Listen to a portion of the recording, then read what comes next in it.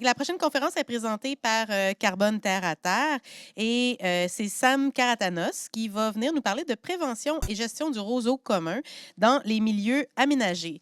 Alors, Monsieur Karatanos, il est chargé de projet chez Cambium Phytotechnologies, qui est une coopérative de travailleurs. À cet effet, il travaille sur la gestion de la végétation envahissante. Mais durant ses études, je vous mets au défi de me dire avec quel professeur de l'IRBV il a travaillé. Je vais entendre son nom. Ouais. Le grand spécialiste. Alors, mais souvent, l'élève dépasse le maître. Là, fait que moi, je vais entendre la conférence. C'est que dans ses études, il avait travaillé sur des nouvelles méthodes de lutte au roson commun, sur d'anciennes parcelles agricoles au Parc national des îles de Boucherville. Et il travaille aujourd'hui comme agent de recherche à l'IRBV. Alors, M. Karatanos, le floor is yours. Est-ce que ton verre pour avancer? Laser, recul. Laser, Micro. fait que je peux Tu peux, lancer du laser. pas dans les yeux. Eh ben, merci beaucoup. Merci d'abord à la SQP de m'avoir invité. Ça va être la première fois que je présente à ce fameux colloque. Ça me fait plaisir d'être ici. Puis merci beaucoup aux précédents conférenciers qui ont présenté, je pense, des beaux exemples de défis d'implantation des phytotechnologies. Moi, je suis là pour faire une capsule sur un morceau bien particulier qui touche les milieux aménagés, dont souvent les milieux où il y a des phytotechnologies, c'est la gestion d'une plante en particulier qui est envahissante puis qui peut avoir des nuisances dans ces types de milieux-là. Évidemment, souvent, par définition, dans les milieux, les phytotechnologies, on veut que les plantes qu'on souhaite soient bien représentées, qu'ils soient bien là. Puis malheureusement, il y en a d'autres qui réussissent à prendre leur place, puis pas à peu près. Ma présentation va être assez brève. Ça va durer une quinzaine de minutes. Puis juste mettre en contexte, il y a quelques années, on donnait une formation sur le roseau qui durait une journée en entier. Donc, ça va être du concentré, mais assez vulgarisé. Puis je vais commencer par vous présenter une petite introduction sur le roseau. C'est une plante que je connais quand même assez bien. Là. Ça fait une dizaine d'années que j'ai fait ma maîtrise avec Jacques, là, que le punch a été vendu. Puis depuis les 10 dernières années, je fais aussi de la consultation, de la mise en œuvre. On a une équipe sur le terrain pour faire de la gestion de plantes envahissantes et d'autres activités. À temps partiel aussi, je suis encore à l'IRBV un petit peu pour d'autres projets, toujours avec le Parc national des îles de Boucherville, en grosse partie, qui nous a offert un beau laboratoire à ciel ouvert dans lequel on a pu faire beaucoup d'expérimentation. Donc, après vous avoir parlé du roseau, je vais rapidement vous présenter des bonnes pratiques en matière de prévention pour limiter l'apparition du roseau, qui peuvent aussi être des bonnes pratiques qui sont applicables pour d'autres plantes envahissantes. Ensuite, je vais vous parler aussi de comment bien détecter le roseau. Là. Juste donner des petits trucs pour s'assurer de faire des dépistages qui sont efficaces, qui sont adéquats. Et puis finalement, je vais faire un survol très rapide sur la gestion du roseau. On m'a demandé aussi d'aborder la question des coûts, donc je vais aller assez rapidement sur ces volets-là. Donc le roseau, s'il y a une plante qui n'a pas besoin de beaucoup d'introduction, c'est peut-être elle. Là. Si on avait à avoir une plante... si on avait un drapeau là, qui représente les bords d'autoroute au Québec, je pense qu'elle serait dessus. Hein? Elle est assez facile à identifier. Puis moi, je trouve que c'est une belle plante. Une plante imposante, hein? Par sa taille, une herbacée qui est de cette imposance-là, c'est assez rare. Puis à l'été, avec les belles fleurs pourpres, des fois avec un teint jaune, c'est une plante qui est magnifique. Plus l'été avance, plus on se rapproche de sa sénescence. Puis par la suite, on la reconnaît bien par le teint jaune qu'elle va maintenir après la mort de la biomasse aérienne. On parle bien sûr depuis tout à l'heure de roseau commun. Je parle spécifiquement du roseau qui est exotique ici au Québec, là, un roseau qui nous provient d'Eurasie, à ne pas mélanger avec un roseau qui est indigène, qu'on a aussi au Québec depuis des milliers d'années. Là, on voit ici une photo qui démontre peut-être... une différence assez importante là, au niveau de ce à quoi ça peut ressembler. Puis juste mettre les choses en contexte, si on parle d'ouvrages aménagés, de milieux anthropisés, milieux perturbés, dans la très, très grande majorité des cas, on parle de roseaux exotiques. Le roseau indigène va être plus dans les milieux... on va le retrouver plus souvent dans les milieux qui sont moins perturbés, là, les milieux naturels, quoiqu'il y ait des exceptions. Mais c'est quand même une distinction qui vaut la peine d'être mentionnée. Le roseau, on en parle malheureusement beaucoup pour ses nuisances.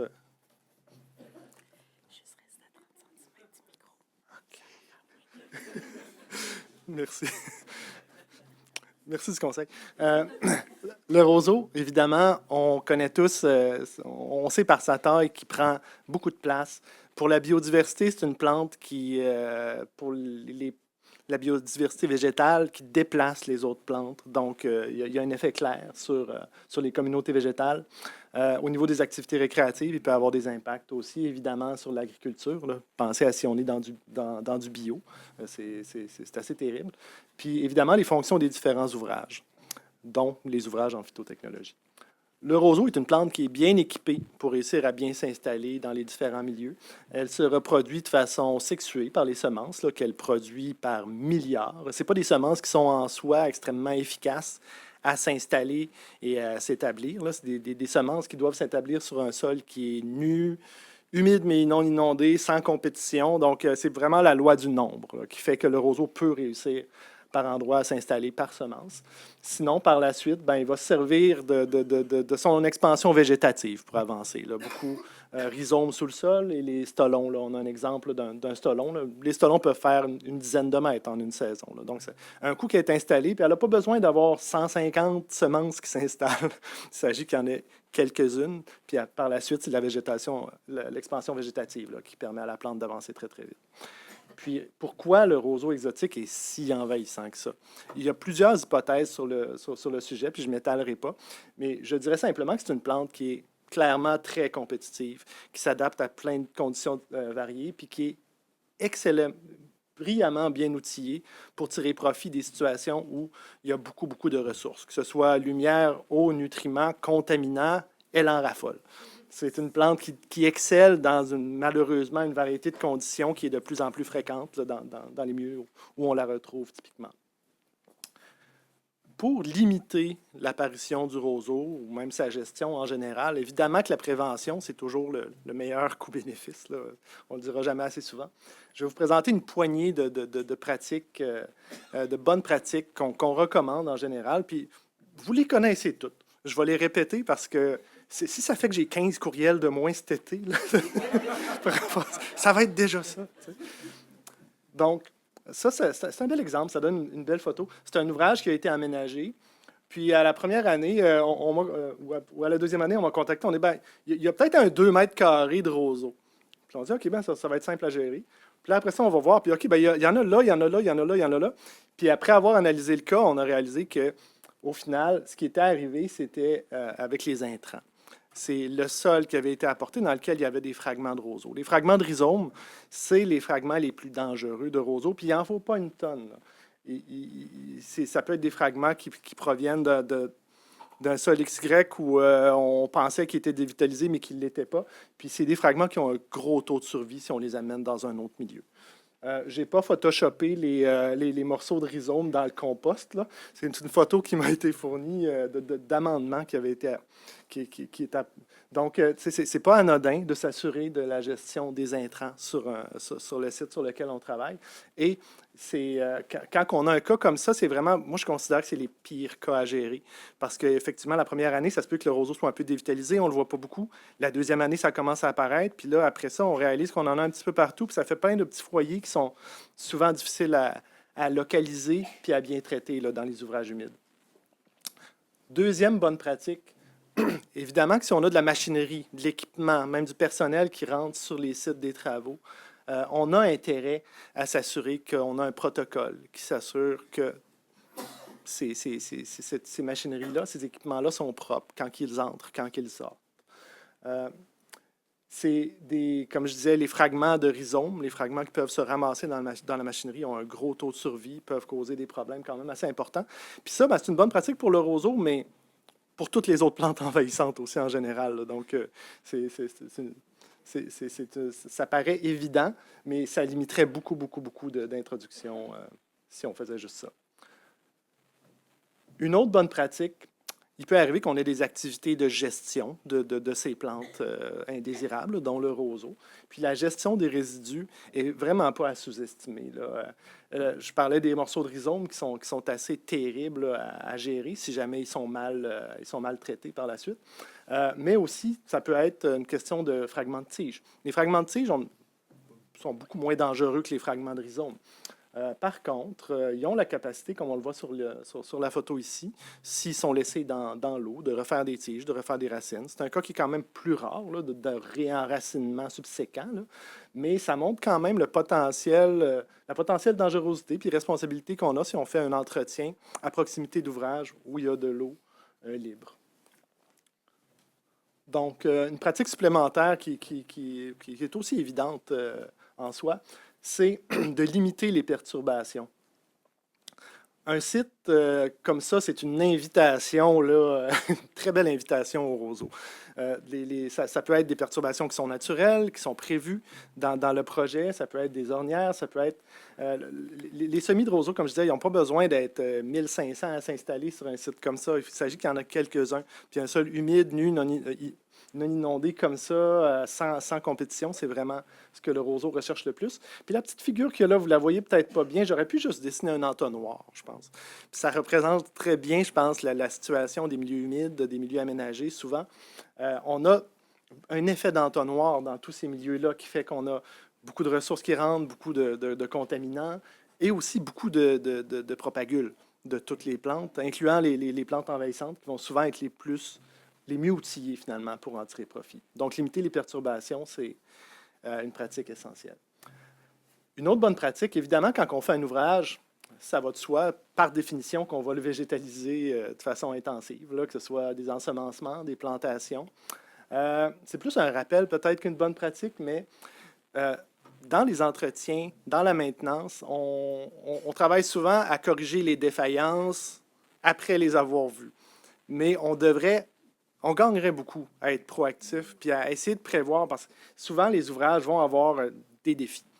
Puis à la base, si on est proactif à identifier ces défis-là puis à faire une végétalisation qui est dynamique à ces endroits-là, on gagne beaucoup.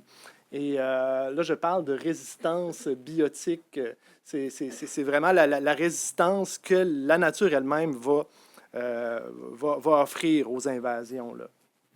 Donc, ce n'est pas nécessaire d'être hyper compliqué, mais c'est une phase absolument essentielle. Sinon, à part des bonnes pratiques générales, savoir détecter le roseau, est-ce que c'est quelque chose de compliqué en soi? Pas nécessairement. Les premières photos, je pense que tout le monde aurait eu 10 sur 10. Là, c'était assez facile de l'identifier. Mais quand il est petit comme ça, est-ce que c'est aussi facile? Pas nécessairement, mais si on a l'œil, c'est pas si compliqué que ça non plus. Quand elle est petite, à un stade, là, quand elle part de semences comme ça, elle peut ressembler à beaucoup d'autres petites graminées. Par contre, quand on connaît son cycle de vie, puis qu'on connaît les critères qui permettent de la différencier quand même assez bien de d'autres plantes similaires, bien, ça peut aider, ça peut faire un bon bout de chemin pour réussir à l'identifier assez rapidement et à prendre des actions rapide pour réussir à l'éliminer. Notamment, je vous invite à... J'ai pas de belles photos de moi, qui est prise par moi de la ligule, les petits poils à la ligule du roseau, mais c'est un critère qui est quand même assez facile à se souvenir là, au niveau de la plante, là, pour l'identifier. Puis le meilleur moment pour faire un dépistage, pour inclure ça dans la maintenance, dans l'entretien, le dépistage, ben, je dirais que si quelqu'un a l'œil, ça peut se faire en pleine saison estivale, à l'été. C'est quelque chose qui se fait. Sinon, si les gens ont un petit peu moins l'œil, les fleurs sont très caractéristiques du roseau. Donc, si quelqu'un fait un inventaire fin d'été, automne, c'est aussi des moments qui sont assez bons. Un coup que le roseau est installé, quelles options on a pour réussir à le gérer, à l'éradiquer, à le confiner, à le contrôler? Évidemment, c'est tous des objectifs qu'il faut qu'on définisse à l'avance. Puis ensuite, les différentes options, les différentes méthodes, moi j'appelle ça notre boîte à outils. C'est assez rare qu'on en a juste un dont on se sert. Souvent, on va les combiner selon les cas qu'on a. Est-ce qu'on peut extraire le roseau à la main, à la pelle? Quand il est tout petit, oui. Moi, on le recommande souvent. C'est quelque chose qui est suffisant contre des nouvelles colonies. Par contre, les photos que j'ai montrées au début, ça aurait peut-être été intense un peu. Est-ce que couper le roseau, c'est quelque chose qui fonctionne? C'est assez peu efficace contre une grosse colonie si on veut l'éradiquer. Si on est en situation de confinement ou de contrôle, bon, ben, il peut y avoir des contextes où c'est la seule chose qu'on peut faire, où c'est un peu un moindre effort. Donc, c'est pas à exclure d'emblée. C'est assez rare que ça devienne la bonne solution. Une exception étant peut-être la coupe sous l'eau du roseau, qui, elle, est très efficace. Si on peut maintenir des conditions d'inondation, ça peut mener à l'élimination de la plante si le suivi est suffisant. Installer des toiles, excaver, aller jusqu'à l'application d'un phytocide. Ça, là, on parle plus d'applications très particulières. Là. Les toiles, s'ils sont maintenus pendant 2 ans, c'est tout à fait efficace. Par contre, il faut que ce soit fait de la bonne façon. Excaver, ça peut aussi être bon, mais comme toutes les autres méthodes, ça demande un suivi important, puis il y a beaucoup de défis associés. Phytocide, je dirais que c'est plus appliqué sur certains cas très particuliers. Maintenant, au niveau des coûts, à quoi est-ce qu'on peut s'attendre par rapport à tout ça?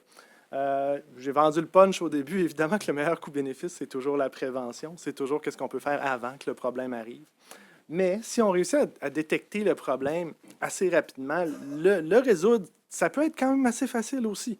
Le problème est plus un coup que je reçois un appel, puis on me dit qu'ils ont 5000 mètres carrés de roseaux, puis on aimerait bien le régler. Quand la colonie est bien installée, on est souvent passé le stade de réussir à faire les choses à peu de frais. Ça ne veut pas dire qu'il n'y a rien à faire, mais ça devient beaucoup plus onéreux. On m'a demandé de faire l'exercice de regarder au niveau des coûts à quoi on peut s'attendre. Puis je vous invite à être indulgent avec moi pour les ordres de grandeur que j'ai inscrits. C'est pour donner une simple idée. Évidemment, le dépistage, c'est quelque chose qui peut se faire assez rapidement, en quelques heures. Quelqu'un qui sait quoi regarder, c'est des états des lieux qui peuvent être faits très rapidement. Extraction manuelle, ça peut être fait à assez peu de frais aussi, ça se fait assez bien. La coupe sous l'eau, si le roseau n'est pas très, très abondant, ça se fait assez bien aussi. L'installation des toiles, là, on commence à être pas mal plus onéreux. Puis là, je vous passe les autorisations ministérielles qui peuvent suivre aussi. Idem pour l'excavation. Et finalement, au niveau des phytocides, si c'est une option qui est envisageable, c'est vraiment pas dans tous les cas, là, en fait, c'est assez rare qu'on va le faire dans les ouvrages de phytoteknologie, c'est assurément la méthode qui est la moins onéreuse, là. Je conclus là-dessus en faisant quelques remerciements. Là. On a introduit Jacques tout à l'heure pour dire comment j'ai commencé ma maîtrise avec lui, puis je ne le répète jamais assez. C'est dans le labo à Jacques que j'ai appris énormément de choses, puis via les formations aussi qu'on a données là, avec Patrick, Claude, et aussi un gros merci à la CEPAC qui nous a donné une très belle vitrine.